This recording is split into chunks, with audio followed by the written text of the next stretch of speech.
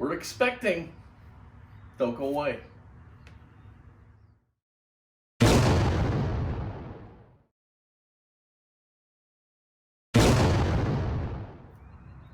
Hello everybody and welcome to Fat Guy Productions. I am Paul, coming to you as always from beautiful Las Vegas, Nevada. And indeed we are expecting our new Glowforge.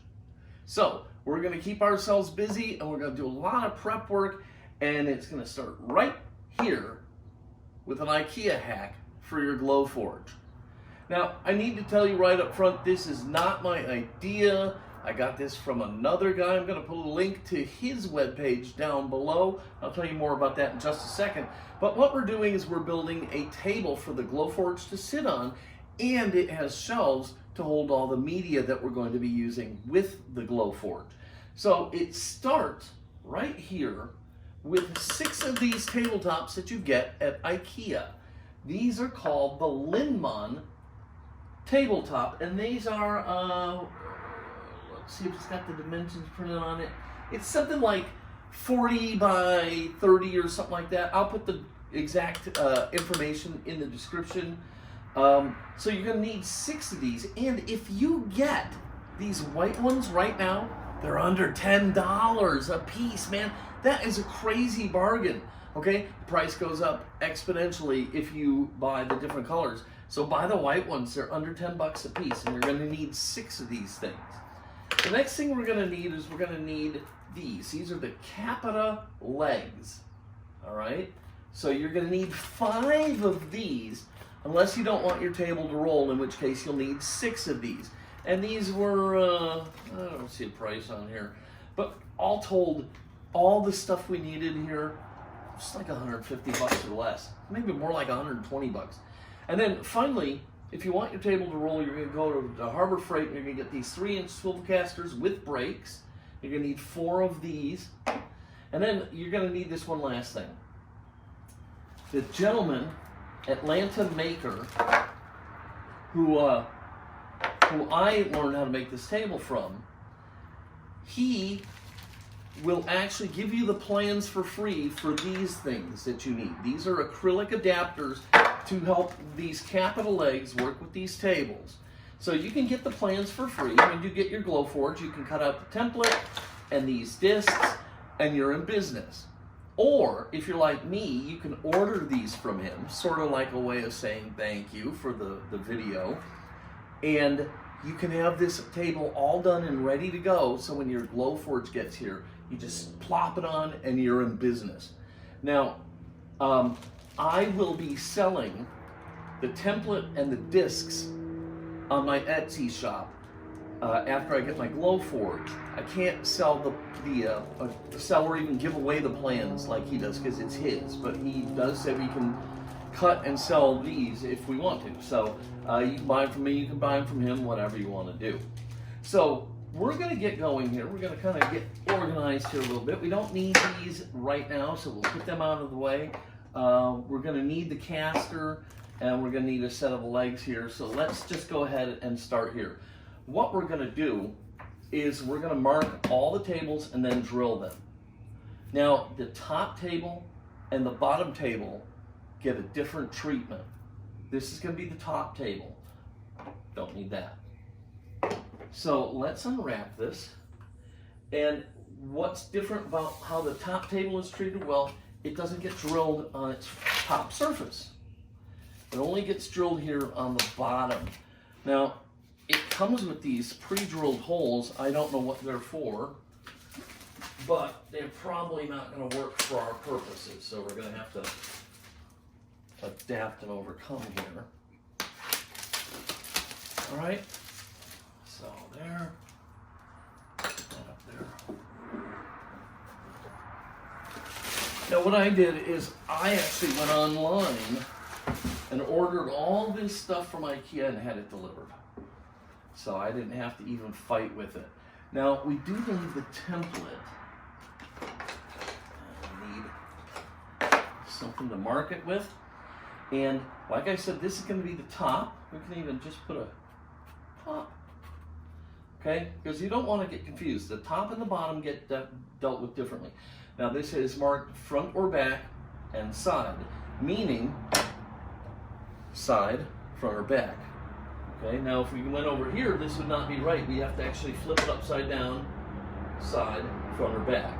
And then back here, we would have to put it side, front, or back. And then here, we would have to put it side, front, or back, and mark the holes. Now on the bottoms, okay, on the bottoms, you're going to use these outer holes here.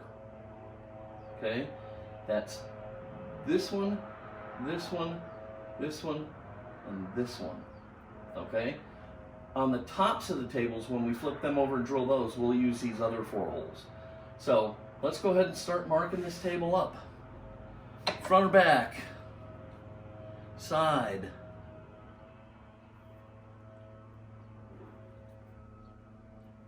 and the Sharpie does not reach through the template, which is okay because I was prepared. Hopefully the pen will reach through. If not, we'll have to get something else.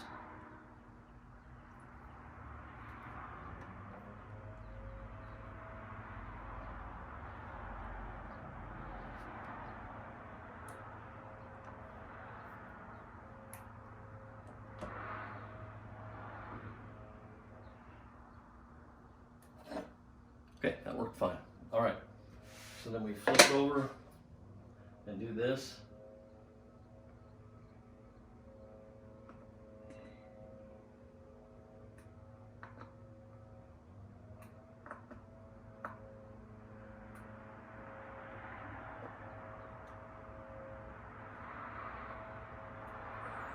All right, perfect. Yeah, see, it doesn't match up to the holes that are already in there. Okay, so here's what I'm going to do. I'm going to finish marking all this, and we'll come back when we drill, okay? So I'll be right back. Okay, so just to give you a better look at this, front or back, side, okay? So front, side, just lines up here, up against the edges. And then we got that hole, that hole, that hole, that hole. And you can see my marks. And then these are nothing, we don't need them. And then I've got my drill bit. Make sure I can't go through the table, which I cannot. And all these are is little starter holes so that I can screw into the table with the hardware.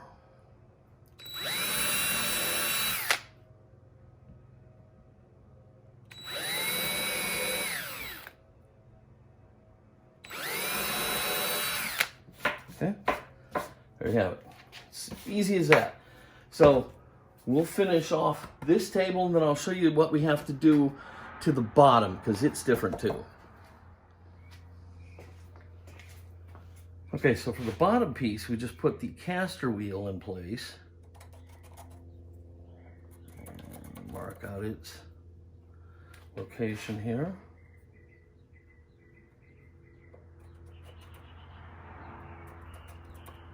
All right, do that to all 4 corners.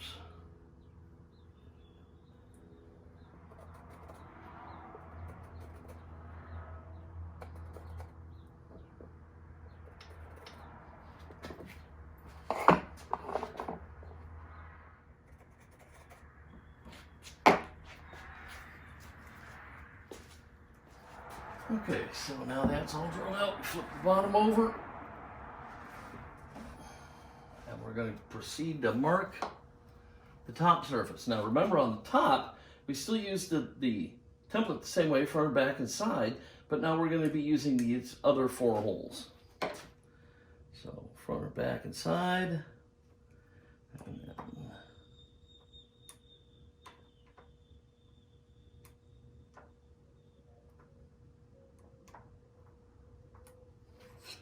over here.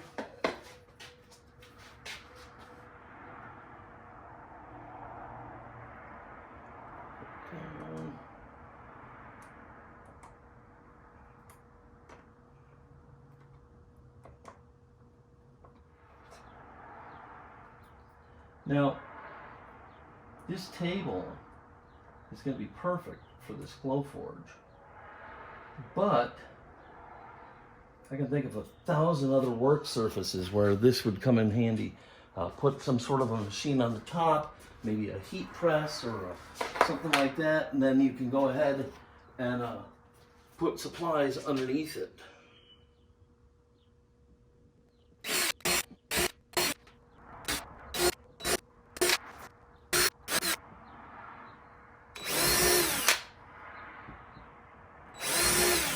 Now, I've been a part of a lot of different IKEA hacks. I've got some videos on one where I did a cabinet for a 3D printer using the lac table. Some are better than others. You know, it is what you make of it. You know, be creative here. You can think of all sorts of stuff to do here. But anyhow, that's all there is to doing the bottom now. Now what we have to do is we have to go through all the rest of the tables, the last 4.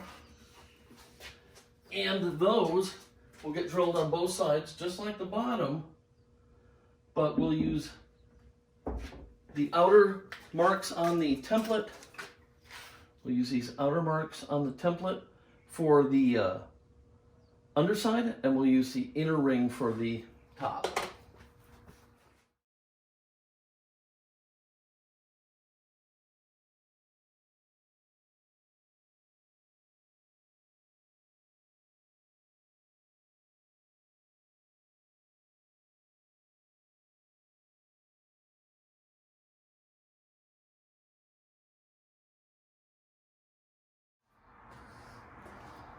All right, we're on the last side of the last table, and Atlanta Maker did a great job with this, because he even thought to offset the positioning of the screws so they wouldn't collide, so to speak. This is proving to be a really easy little project. Basically, if you can work a drill, you can do this.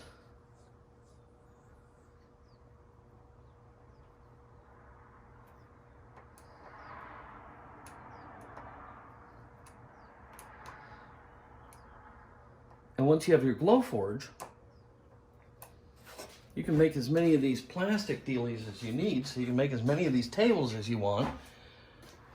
And you can even alter the configuration, you know, instead of 6 high, you can do 3 high, or whatever you feel like doing. So yeah, we're almost to the fun part. Done with the template now. All right, so we'll go ahead and drill these last holes in, and then we can show you how we put this sucker together.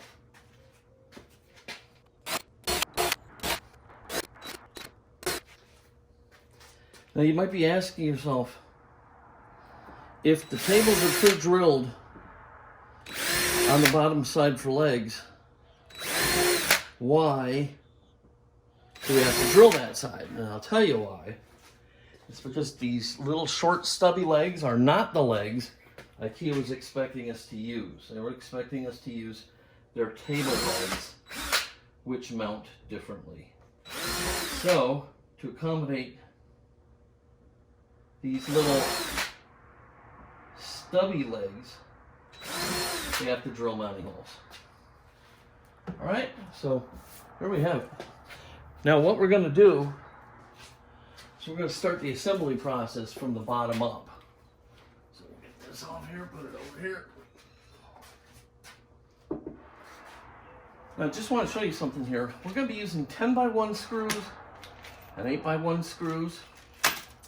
And then I have this little angle thing for my drill to help me drive screws in, because there's going to be a little bit of clearance here, and even a stubby screwdriver isn't going to fit. If you don't want to get one of these, you can get one of these on Amazon really cheap.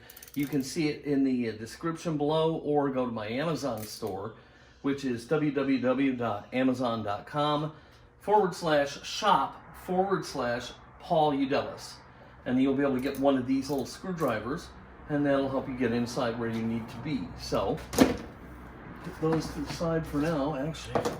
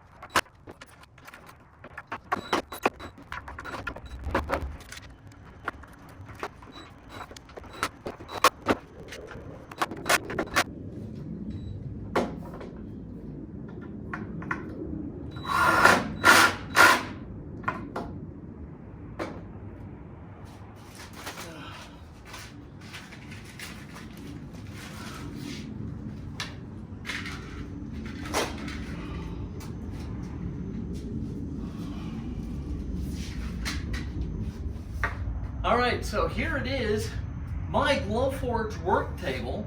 This is just big enough to hold the Glowforge, and as you can see, I've got all these shelves to hold media that I'm going to use in the Glowforge. So, you know, it rolls around, you know, you can lock the wheels in place.